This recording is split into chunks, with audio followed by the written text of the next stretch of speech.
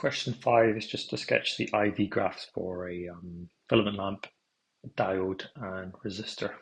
So just have to memorize these. IV, I could have said VI or IV, it doesn't really matter which order these are. But when you draw the graphs, you'd want to have the voltage on the x-axis as the independent. So you're going to increase the voltage and see how the current changes. Here's that one and this one, like that.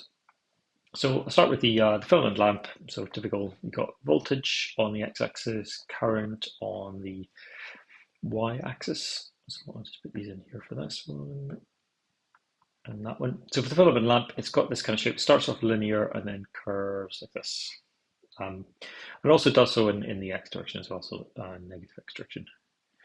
So this would just be if you have like a lamp connected to a power supply like this or cell, then this would be the response from increasing the voltage.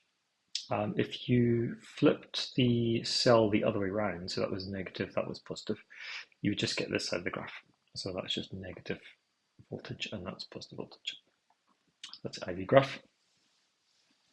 I think later in the assessment you have to explain why, so I'll go for that in the last question. Next one, diode. So diode, it doesn't conduct electricity while the voltage is negative, and then for the first few volt, I think up to about 0.7 volts, it won't conduct, and then it switches off. So it's a bit like that. So that's just due to semiconductors. I'll talk about that later, semiconductors, and then this one, resistor. Well, it's just a straight line graph like this. So as you increase the voltage, the current increases.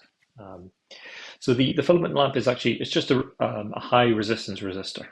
It should follow this path here. It should follow this straight line path. But it's not ideal. So as you increase the voltage, the temperature of the material, usually tungsten, will increase. And that increases the resistance. Increased resistance decreases the current flow. But I'll go for that later in the test.